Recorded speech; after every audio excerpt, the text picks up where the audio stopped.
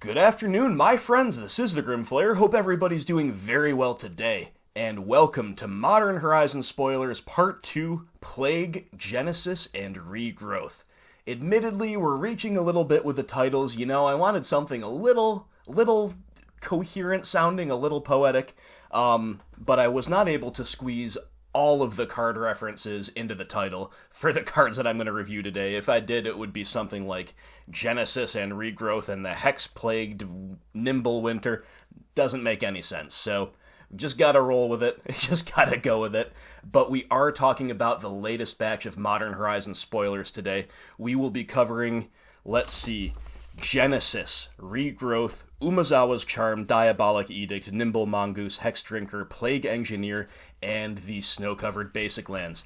And of course, for those of you who are not familiar with my channel, we are looking at things through the filter of whether or not it rocks, whether or not it will see play in the Golgari mid-range archetype in Modern. So that is the focus of this channel, and that is what our reference point for analyzing these cards is going to be. Thank you so much to all of my Patreon supporters. I could not do it without you. Love you guys. You make this all possible. And without further ado, let's talk about the latest reveals from Modern Horizons. Okay, my friends, so we are going to jump right in with one of the most potentially playable cards from this current batch, which is the card Genesis. It's an incarnation, 4/4 for 5. Very friendly casting cost, only 1 green, 4 colorless. At the beginning of your upkeep, if Genesis is in your graveyard, you may pay 2 colorless, 1 green. If you do, return target creature card from your graveyard to your hand. Now, it makes the most sense to talk about this in context to other options, and we also have to take a moment here to mention that we have 2 wonderful selections available for the printings if you care about the aesthetics, which you should, of your deck. The new Genesis art, absolutely amazing, really, really well done, just an incredible piece in my opinion. But we also have the Judgment art, and you know how I feel about old school printings, especially old school foils, and this is some really, really unique and neat, well done art in its own right, so you cannot go wrong with either printing in my opinion. And pretty cool flavor text, really cool card, all things considered. And we also have to talk alongside Genesis about the card Regrowth, which is another Modern Horizons new spoiler, and this is a lot simpler than Genesis, but it actually fits a similar role. Return target card from your graveyard to your hand, and I like the flavor text here, I do like the art, but we also have the ability to play some cards dating all the way back to Alpha if you want, if you're going to run a Regrowth in your deck. So let's keep our aesthetics in mind as we're discussing these cards. So Regrowth and Genesis, why are we talking about these cards together? Well, that is because they both serve a very similar role of grindy value. And to really properly analyze whether these cards are good enough, we have to take a look at yet a third card. We're going to talk about these 3 cards together. This third card is Eternal Witness. Now, Eternal Witness is very playable as things stand in Golgari midrange, but in most decks, she is just at most a one-of. It's kind of a main deck one-of. This is not so much a sideboard card. It's nice because it's a built-in 2-for-1, and it gives us card selection. Now, the green-black deck, very powerful, very strong. I wouldn't play any other deck. This is by far my favorite way to play Modern. However, even I will admit that we lack card selection. Eternal Witness is going to give us some degree of card selection. Of course, it's dependent upon you having already seen the card, mostly, unless you're against Mill, maybe, so it got to your graveyard in the first place. It's also dependent upon you not having your graveyard interacted with by the opponent. Everything from a Rest in Peace to an opposing Scavenging Ooze can theoretically disrupt the value of Eternal Witness and of Regrowth and of Genesis. But Eternal Witness is kind of the benchmark because it's a 2-for-1. It gives you the 2/1 body and the card advantage, the card selection as well. So, Eternal Witness sounds really good, but it doesn't see that much play, partially because it's a little slow. We want to be proactive, we want to be efficient. Making a 2/1 for 3 and buying a card back is good on resources, but it's slow. The double green casting cost is also not insignificant.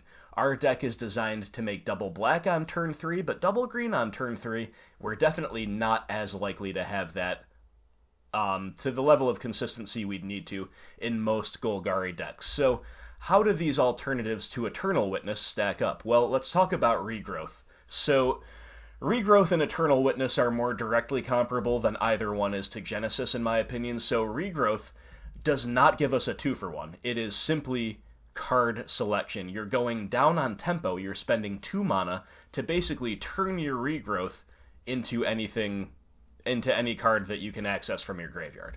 Now, right away you want to say instinctively, the Eternal Witness is better because we are a grindy value card. It does put a board presence immediately onto the field the turn you play it, and it's a 2-for-1. Here's the important difference, though. Regrowth can get us out of mana screw. If we keep a 2-lander and we really need that 3rd land, now it might not be ideal to spend your turn 2 playing a Regrowth just to buy back a fetch land, but you can do precisely that if you really need the 3rd land to function. So in terms of being a way to fix your mana main deck, it's a lot better than Eternal Witness. Now, Witness, of course, can do the same thing. You can get a fetch land back, but you already need to make 3 mana and double green to do that, so it's just a lot more realistic that Regrowth gets us out of awkward mana situations. But is that enough to include it? I don't really know.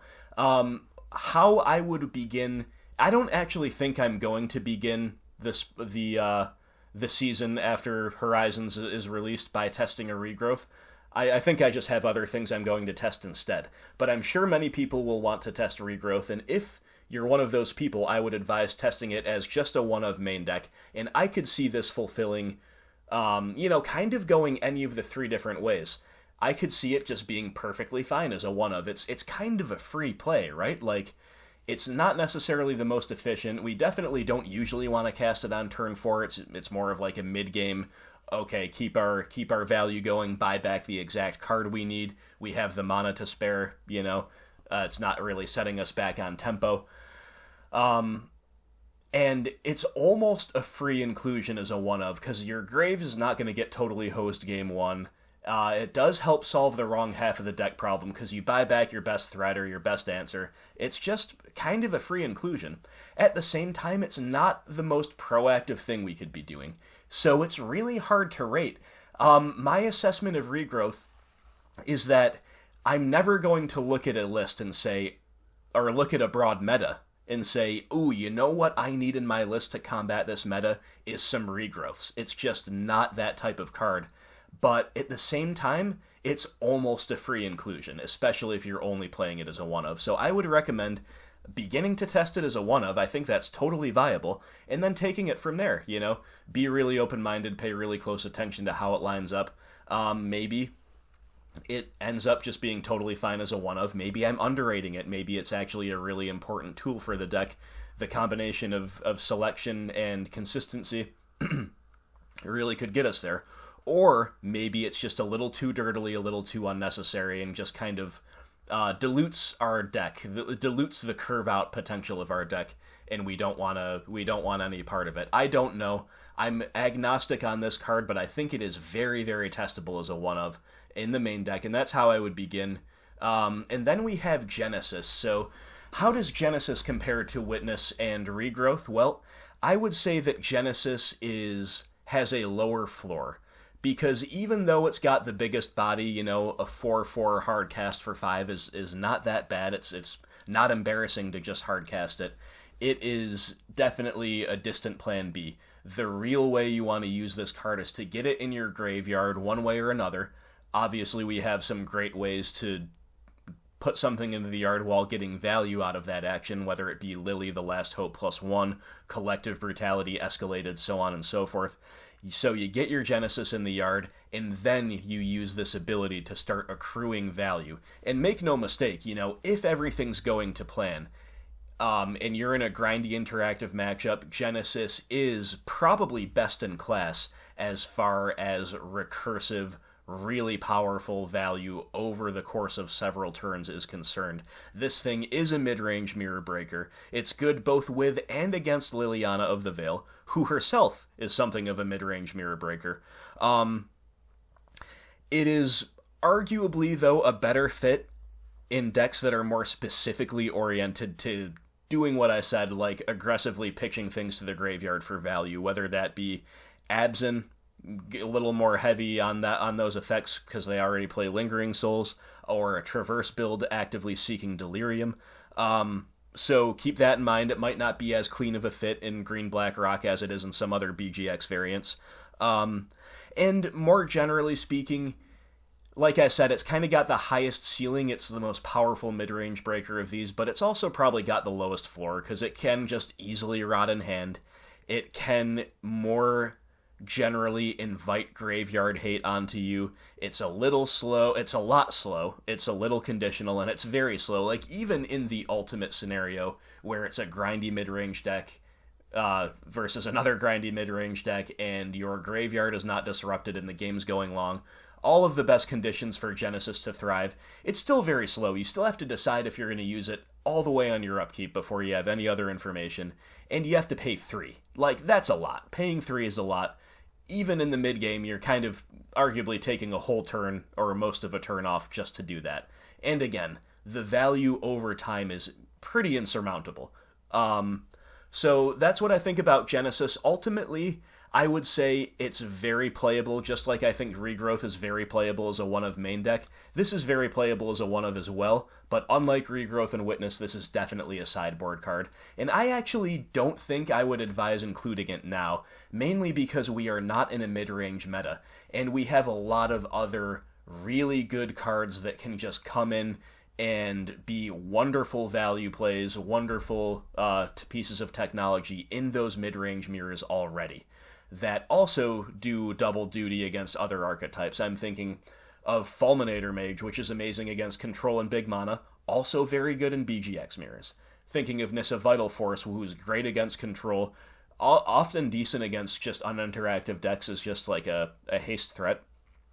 And of course, very, very good in mid-range, just like Genesis would be. I'm thinking of Liliana the Last Hope, who's amazing against Control, amazing against X1 decks, and also very, very powerful in mid-range. So it's just a question of, do we really need this relatively narrow, relatively conditional card, admittedly with a very huge upside that's basically only good in grind fests? I would say right now, no, but it's still a really cool card to have access to in the archetype, and I'm glad it's in Modern. So those are my thoughts on Genesis, Regrowth, and Eternal Witness, and how they all stack up together. Let's move on to the next card. So now we will briefly touch on Umezawa's Charm, because I have had people ask me about this. So this is, of course, a callback to Legacy staple Umezawa's Jit, and sadly this does not live up to the name of Jit at all in terms of power level, nor should it for Modern, but really it's not even playable for us. I mean, again, I love the callback. It's very cool art, and it's just, and you know, it's a fine power level for a common and maybe in limited, but it's disappointing to see a very castable black Charm just totally fail to clear the bar for our playability purposes. We are in the market for modal spells for sure. Obviously, that helps solve the wrong half of the deck problem that I talked about earlier, but this just doesn't do it. It is just clearly worse overall than Collective Brutality. You cannot call it strictly worse, because Collective Brutality does not give us access to this pump effect, and Charm does, so it does something different. And of course, it's also instant speed and all that, but Collective Brutality just overall offers so much more. The ability to escalate for Collective Brutality is absolutely huge. You don't just gain 2 life with Brutality, you also drain the opponent for 2. You give the creature that you're targeting -2/-2 instead of 1/1. And of course, like I said, it doesn't offer the pump, but it does offer a discard mode, which is way better in our deck. So, sad to say, Umezawa's Charm is nowhere near Golgari playable. I'm afraid we have to steer clear. Next up is another new entry to the format that I also advise steering clear of, but it's worth briefly mentioning. We now have Diabolic Edict. It's a little ironic, because this was actually on my wish list for my Horizons hype video, but then War of the Spark happened, and Liliana's Triumph came out, and Diabolic Edict is just so entirely outclassed by Triumph, it is not even funny. Now, why am I mentioning it? Well, just like with Charm versus Brutality, Diabolic Edict is not strictly worse, because you can target yourself and edict yourself, which is admittedly a very corner case thing. I cannot imagine a world right now in which it's correct to play Edict over Triumph for that reason, but it's worth mentioning just to keep in your maybe board, just to keep on the back burner, that this does technically play a different role to Liliana's Triumph. So the main way you'd want to utilize that corner case is if you've got a Bob who's got delusions of grandeur. You know, your Dark Confidant is getting a little bit too, he's taking a little bit too much out of your life total, so you can get your value out of the Bob and then toss him overboard just like is depicted here. That's the main reason, and if in some strange alternative universe you've got some kind of a tier 1 deck that's like, uses those gift cards to gift you a creature that somehow locks you out or something, yeah, Diabolic Edict can get you out of that where Liliana's Triumph might not. So I thought it was worth mentioning that we do have access to this now, and of course we've got some really cool old printings to play with as well, but the Edict effect is not that necessary in Modern anyway, and right now you should definitely be playing Liliana's Triumph over Diabolic Edict. Next up, my friends, we have another card that dates back to Odyssey and offers us some really cool old-school foil printings. I just love the old art for the most part. It's just so charming and nostalgic for me. But in any case, how's the card looking? It's Nimble Mongoose. So a lot of people have been excited about this. I've seen people over the years ask about getting this in Modern, and I have had people ask me, should we be playing this in Rock? My answer is no, and here is why. There's a few reasons why. Number one, it is a green card, a turn 1 green card, and while our mana bases can mostly facilitate that, we are more oriented to playing black spells on turn 1. All Golgari decks basically just have the need for black as the only colored source turn 1. We don't need green. This might require rejigging the mana basis a little bit, especially if it's a 4 of, and that comes at a cost. So that's the first strike against it, but, you know, if this was really powerful enough, we could accommodate that. This ultimately is just a tempo card. It's not a mid-range card, it is a tempo card. So the correlate in Modern is, of course, a Delver of Secrets, a classic tempo card, and in Legacy as well.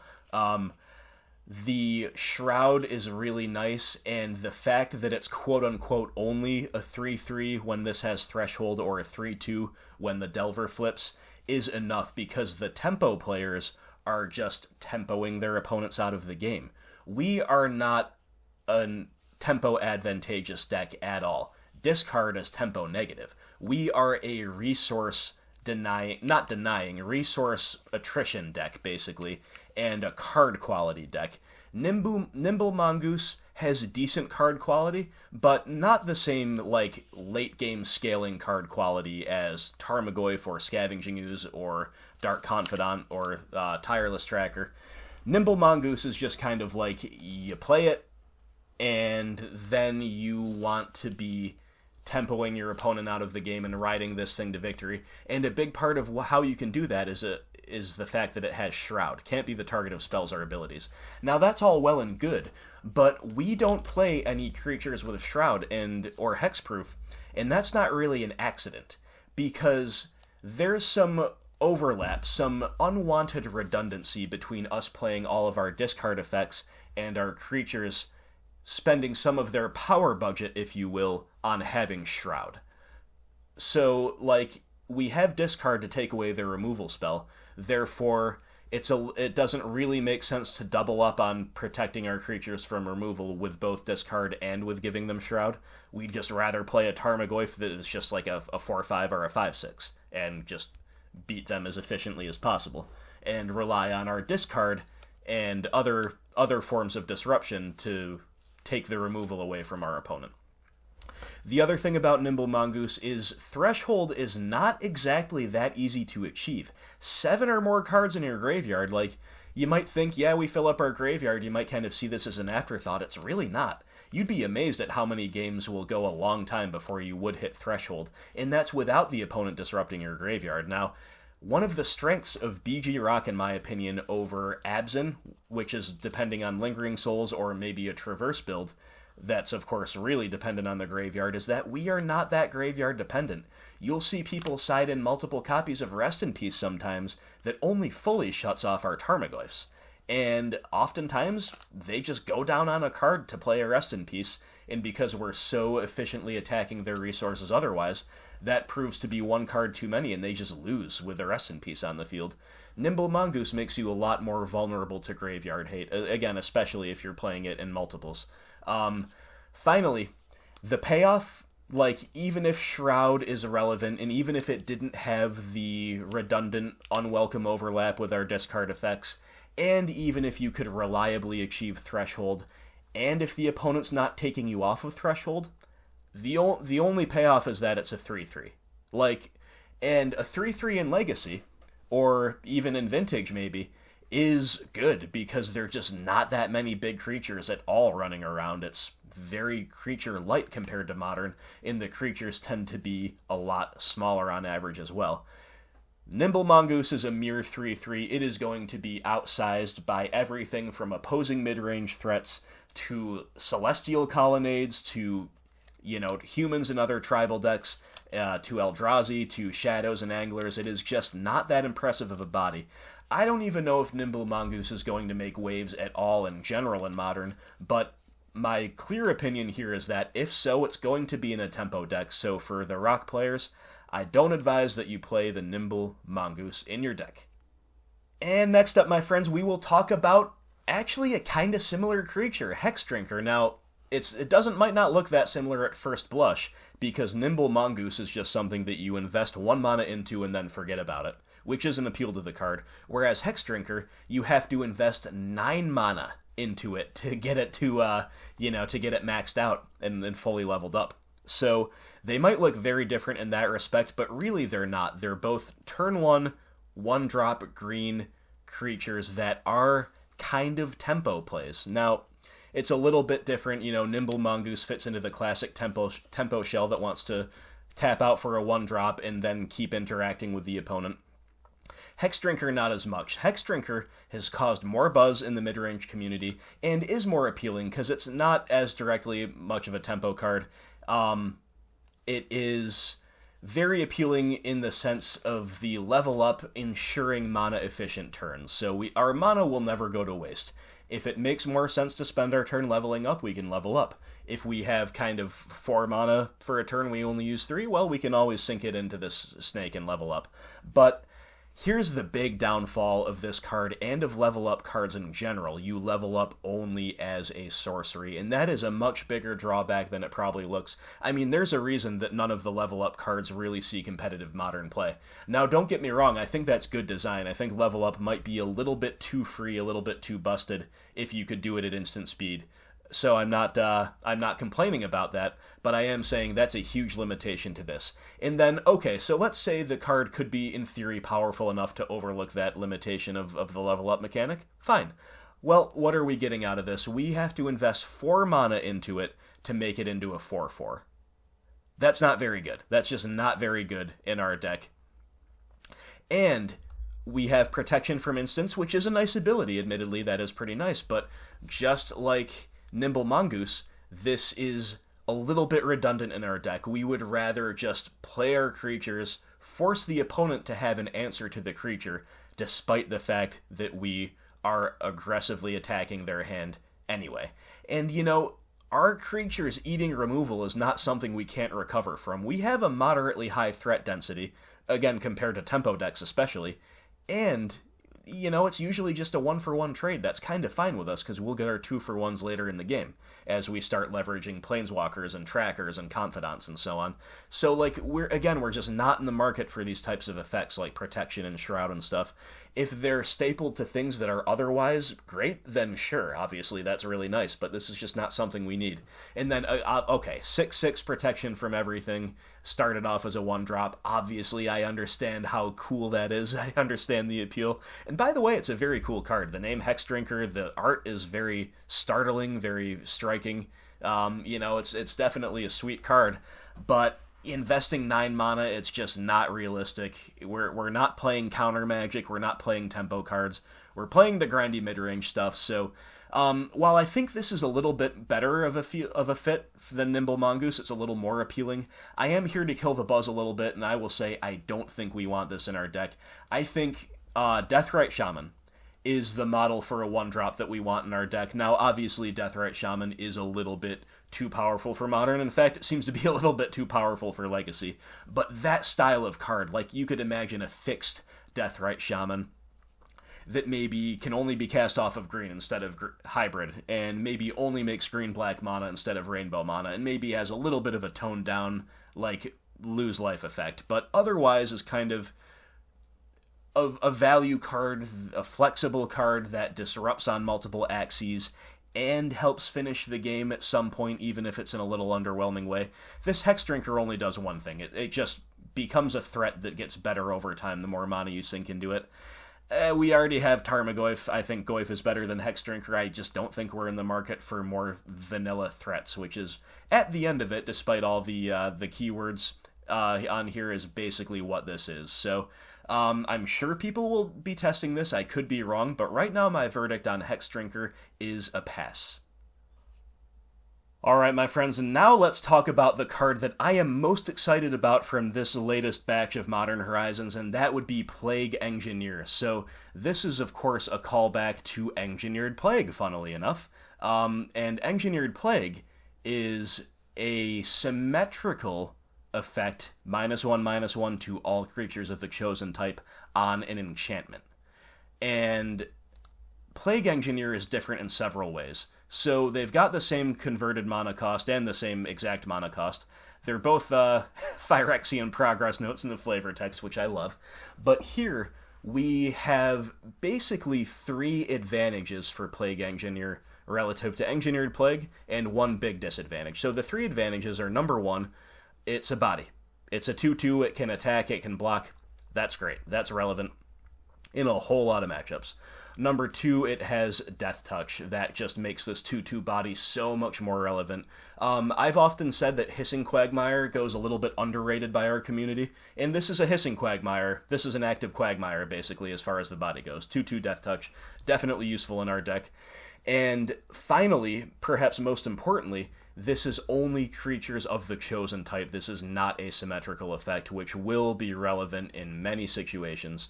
Everything from mirror matches to, specifically perhaps thinking of humans, where we can name humans against the human tribal deck, obviously, without hosing our own Dark Confidants, which would be the case with Engineered Plague in play. All humans would get -1/-1, not so with the Plague Engineer. So the big disadvantage, of course, is that it's a creature. That's its blessing and its curse. Creatures are just a lot easier to remove than enchantments in general in Modern. And also, if these cards do get removed, enchantment here has a lot more potential to grow the Goyf than yet another creature does, because there's probably a bunch of those in graveyards anyway. So it's a little bit difficult to say which would overall be better for Modern if we had to choose between the two. But we don't have to choose between the two. All we have to do is say, is Plague Engineer our only option good enough to see play in this type of role, in this type of slot in Modern? And I would say yes. So here is my argument as to why. Obviously, first and foremost, this thing is amazing against tribal decks. We just mentioned humans. And if you look at the meta right now, humans are the very top of the meta. Now, obviously, there are some other decks. The next 3, in fact, Tron, Jeskai Phoenix, Blue-White Control, Plague Engineer does not look very impressive against. So there's that, and I think, therefore, this should be conceived of as a sideboard card for sure to start out, just my opinion, but that's where I'm seeing it. But, I mean, think of it against humans. We are, again, having a symmetrical effect that is going to kill Champion of the Parish. Well, let's let my browser catch up here. We're lagging. Champion of the Parish, Noble Hierarch, Thalia's Lieutenant, Thalia Guardian of Thraben, all outright, if they haven't been buffed by Thalia's Lieutenant, or in the case of Champion, by other things entering the battlefield.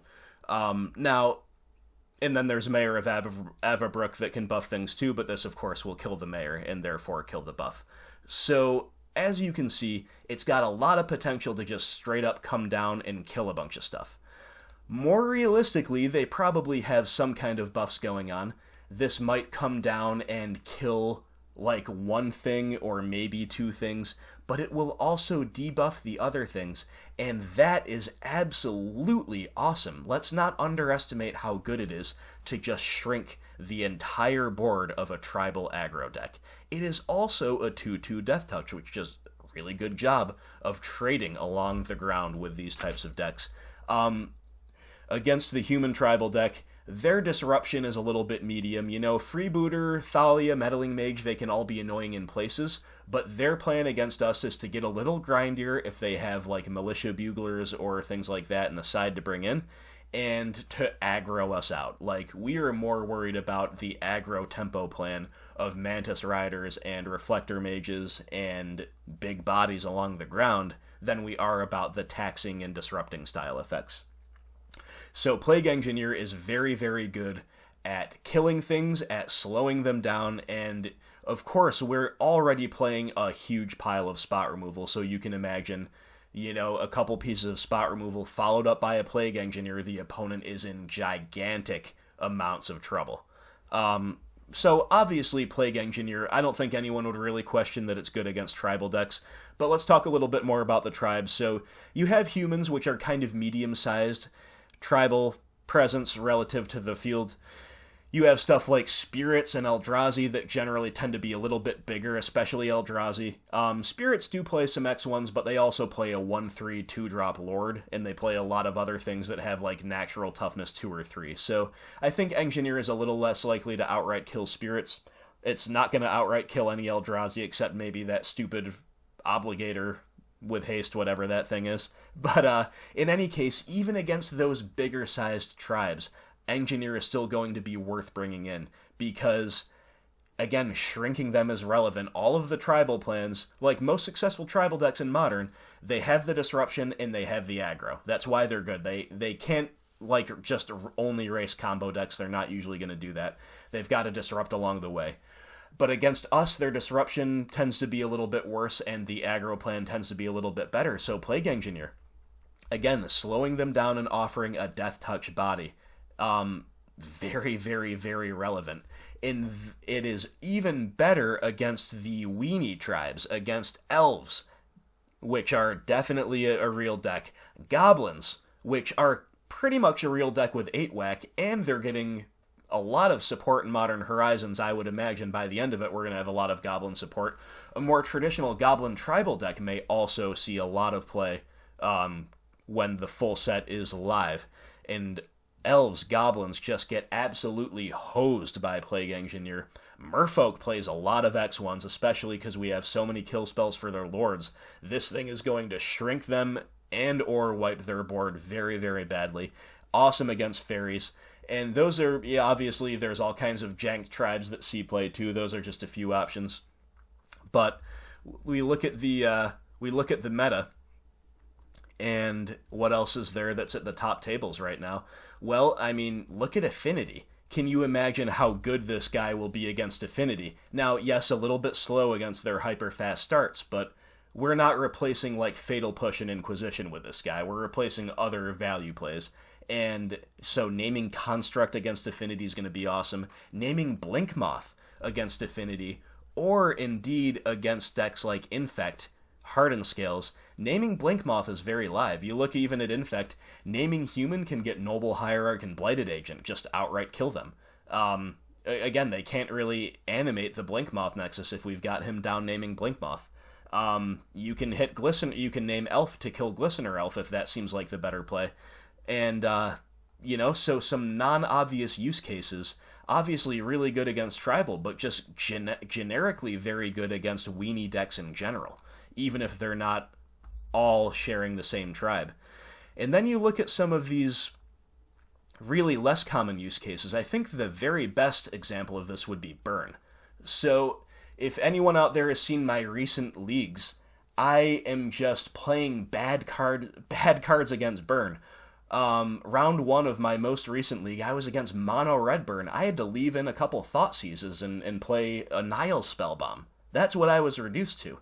It would be so much better to bring in a Plague Engineer, because worst case scenario, it's just a 2/2 body that trades with anything or starts clocking them, but you can also name human. Shrink Grim Lavamancer, or kill Grim Lavamancers, shrink Monastery Swift's spears. You can shrink Goblin Guides, you can shrink Eidolons of the Great Revel. Again, is this an all-star against Burn? No, but like if we assume it's an all-star against Tribal, and also very, very good against a lot of other decks with a lot of X1s, this is going to be very relevant in its own right. Like, when it's narrow but good, it'll be great. And if it can then make up the numbers in some matchups like Burn, where we don't necessarily have a ton of really good tech to bring in, that's all to the better. Amulet Titan is another top-tier deck that this might apply against. It's probably a little bit worse against Titan than it is against Burn, but look, it can still trade with a Titan if the game's really grindy. It can still, come down and wipe out all the Hornet Queen tokens and shrink the Queen herself. If you get it down early and you've disrupted their amulets, you can name Sakura Tribe Scout to slow them down. Might be a little slow to realistically do that, but it does wipe out all the snakes. And it can again trade with any of other fat value creatures they play out of the side. Same thing applies to a deck like Dredge. Again, this is not the first name on the team sheet, but most of us have to leave in some pretty bad cards against Dredge, and Plague Engineer may actually be better. Bloodghast just don't stay on the field against a Plague Engineer. They're just dead to the state-based effect. You can wipe out an army of Narcomoebas. You can name Imp, and the Stinkweed Imps become a 0/1, and often the pseudo-death touch of Imp walls us off from attacking with Tarmogoyf and Skoos long enough for them to hit more Dredge effects and bury us. You can even shrink Amalgams. I guess you could kill Golgari Thugs, but you probably don't want to. But you understand that, naming the Narcomoebas, or, naming Illusion, naming Vampire, naming Imp is viable against Dredge, again, assuming this is better than some other bad card that you would otherwise be forced to leave in against Dredge. So, obviously, like I said, not what you want to be on against Tron, not that great against Phoenix, not totally dead or anything, but pretty poor. Against these blue decks, it's kind of cute to, maybe name human and host Snapcaster Mage, but again, not where you want to be. I'm not trying to oversell the card.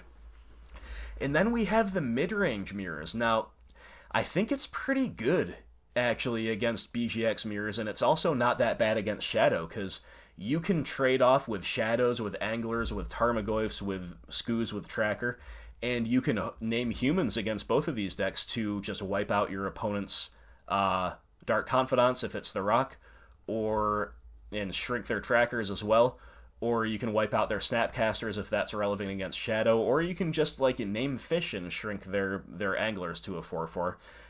It's perhaps more relevant overall as a 2/2 Death Touch for 3. But honestly, that's not bad in mid-range matchups. Not bad at all. So, all things considered, it's going to be a high variance card. Therefore, I think it belongs in the sideboard. But I think it's definitely good enough to see some real testing. I might still only run it as a one of in the side, but consider me giving this my endorsement. It'll be interesting to see how it plays out in practice. But in theory, I really, really am excited about the prospect of playing this creature-type carrier called Plague Engineer in Golgari midrange and Modern. Last but not least, my friends, let us talk about the snow-covered, full-art basic lands that are included in the Horizon set. Now, this is a purely aesthetic discussion. There admittedly are some snow mechanics that have been printed, and there will certainly be more. I would stake a good amount of money on that. We have not seen the last of this set's snow mechanics. However, I don't really see a world in which they influence the Golgari deck. So this is a purely aesthetic, art-related discussion, and it's the last batch of cards we're talking about here. So if you want to dip out now, feel free. I won't be offended. But remember, this is a game that I think initially the allure to all of us was the art, was the theme, was the naming conventions of flavor text, all that stuff. So it's worth having a fun little diversion to talk about what we think about the art on these snow-covered, full-art basic lands. So, starting with the island, this is kind of emblematic about how I feel about this cycle in general. So I think Titus Lunter here executed these really well. I think the actual art, like the art in a technical sense, is great. I also like a lot of what's going on here. I like the fact that we can see deep into the horizon, very befitting the full art style here, the extended frame and all that. What I don't know that I like is this big, swirly, frozen ice cream cone-looking pointy thing. Now, I understand that there are thousands of basic land art variants in this game. And as an artist, I understand the appeal to wanting your piece to be differentiated, to stand out. What I would posit here is that by definition, these lands are already going to stand out because they're the only snow-covered full art basics in existence. They're going to be very high demand, very highly regarded and sought after, inherently because of that. Therefore, I don't think it was the best decision, and maybe it was the artist's decision, maybe he was directed to do so, I don't know, to further differentiate them by doing this weird, pointy thing that does repeat as a thematic piece throughout all 5 basic lands. It just doesn't work for me that much. Like, I think in its own right, it's okay, it's kind of cool, but I don't really know what it's supposed to be. It doesn't necessarily speak to me on any level, and I almost would like to see how these lands looked if they were just normal, snow-covered landscapes, not as fantastical looking. Realize the irony of that in a fantasy card game. Nevertheless, I think it would be cool. I think I would prefer most of these if they didn't have this pointy promontory, and the island is a great example of that, but I think the snow-covered mountain is the very best example of that. Now, I love so much about this piece. I love the lighting. I love the pink and white and the various shades of blue in the sky. It's a very winter sky-looking piece. It's beautifully executed. I love the mist clinging to the peaks. But then you've got this big, phallic, pointy thing in the middle of it, and a couple of them, really, and I'm just not really sure what I'm supposed to think about that. It's supposed to just kind of... It just makes me think that this is, like, generically fantastical or magical. Okay, fine. I think this would be so much better just depicting a cluster of normal mountain peaks. That's just me. That's just my opinion. As always, my friends, let me know what you think about this as well as about everything else I've been saying, but I think the mountain really illustrates, to my personal taste, a missed opportunity to just do like a really cool, really mundane, not in a bad way, snow-covered landscape.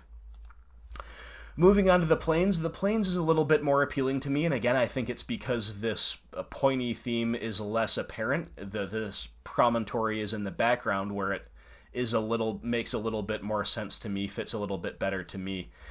And we still have kind of a mystical, magical, otherworldly feel to this plains. This does work a little bit better for me. It's not as confusing to my mind's eye. And I think this is beautifully executed. I do like this plains a lot. Again, personally, for me, it'd be better without these jagged promontories in the background. Just more of a plains, more of a wintry plains, with a little bit of kind of magical energy maybe coursing through it. But that's just me. I am a fan of the plains, though. I think that's pretty sweet. But really, we're here to talk about the green and black lands. We're here to talk about whether the swamp and the forest are Golgari playable. So let's take a look at the swamp, and here is where, fortunately for us, or fortunately for me maybe, because this is my subjective opinion, things start to improve markedly. I am a fan of the swamp. Now, this is not a traditional Magic the Gathering swamp, and I am a fan of tradition. I love the Onslaught basics, they're very swampy. I love the old-fashioned Odyssey basics. I love Alpha and Beta swamps. This is not that. We don't have the enclosed feel. We don't have the gloomy, oppressive, dank feel, but we still have a lot of very swamp, a lot of very black things going on. We have the darkness of the waters. We have the shadow falling over the land as sun sets. You know, it is still swampy enough. It is still black enough thematically. And I like this because we don't have the jagged, promontory, pointy things taking over the whole piece.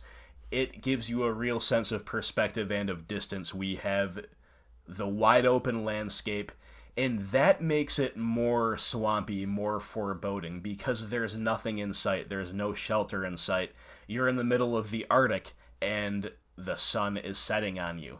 Very, very black. I love it, and I think it's beautifully executed. I think it's probably going to look really good in foil, so I would say that this is probably, having not seen it in person yet, of course, probably going to be officially Grim Flayer MTG approved basic land choice for your Golgari deck, if and only if you play its companion piece. You can't have a snow-covered swamp without a snow-covered forest. I don't think that's illegal. I don't think it should be legal anyway. And so what do we think about the forest? Well, this one is very interesting. It is not that Golgari feeling like in a vacuum, I have to say that. And we also have a lot of we have more incidents of this pointy theme here than we do anywhere else. So right off the bat, that's 2 strikes against it. However, there's a lot of redeeming qualities to this. I think the pointy stuff is not as confusing to me, not as egregious as it is in, like, Island and Mountain. I think the forest here, it looks like a Christmas tree farm, so at the same time, it's otherworldly enough and it's mystical enough that you can't only think of that. But the fact that it kind of looks like a Christmas tree farm makes it a little bit more relatable and a little bit less like what's supposed to be going on here. It just is like, oh, this is a forest in the Magic the Gathering world. It makes sense. In a weird way. And beyond that, it's beautifully executed. I love the snow-covered trees themselves, leaving aside the pointiness. I just love how that's done. I love the gently rolling hills. I love the wooded slope in the background, kind of distant. And the lighting. The lighting is excellently done, even if it's not the most Golgari themed. It is absolutely glorious, and I think what will make or break this card for me is how this lighting looks in paper, especially in foil. You could imagine this being just a 10 out of 10 foil. And if that's the case, then maybe, just maybe, the new Tier 1 basic lands for Golgari midrange are these Modern Horizons snow-covered full art basic foil lands. I will have to withhold judgment until I see them in person, or at least see a picture of the physical card in foil. But right now, I'm optimistic. I think these are officially Grim Flayer MTG approved lands. Don't worry about disappointing me if you ever meet me in person. I'm not going to judge you negatively based on your basic lands if you're running these. Otherwise, will they displace my Onslaught foils? I don't know. I'm such a sucker for the old school foiling process and the old school printings in general. So you, my friends, might be the decision maker for me. Let me know what you think about the basic land cycle in general here, but of course the swamp and the forest in particular. Alright, my friends, so that has been my breakdown, my thoughts on the latest batch of Modern Horizons spoilers. As always, I look forward to your feedback, and make sure you stay tuned to the channel because there are still many, many more spoilers to come. I will be breaking them down here for you, and I'm still holding out hope. I still think there's a pretty high likelihood that we get some big, awesome payoff cards for our color pair. Mainly, I'm holding out hope for Pernicious Deed. Hopefully not a fixed version, because I think the fact that it does not hit Planeswalkers is a feature, not a bug for us. Although I would be pretty happy with a fixed version as well, because as we've seen, they're not going to just make it strictly worse. There'll probably be an upside to it as well. So that is probably going to be a good tool for us no matter what, if we get some variant of Pernicious Deed. I'm also holding out hope for one or the other. We're definitely not getting both, I would wager, of Miri's Guile and Sylvan Library. Now, Library would probably have to be a fixed version just because the templating is way too old school and arcane for modern. But Miri's Guile could conceivably get a direct port. We also might get a port of Library in a more toned down or cohesive variant. We'll have to see, but either way, I will be breaking down all potential playable spoilers on this channel for you. And of course, I'll continue to press ahead with my league play. The leagues have been amazing this month. Make sure you go back and check those out if you've missed any. They're all well worth watching, in my opinion. We have some wonderful results this month, and long may they continue. So, as always, thank you to my Patreon supporters, and thank you to all of you out there watching this. Remember, if you do enjoy this content, Patreon is the very best way to help it grow. You can also subscribe to the YouTube channel. We're more than 3/4 of the way to 1,000 subscribers. I would love to reach that threshold. That would help out a lot. You can like, you can comment, and you can share. Thank you again for watching, and I hope everybody out there has a great, great day. I will talk to you soon.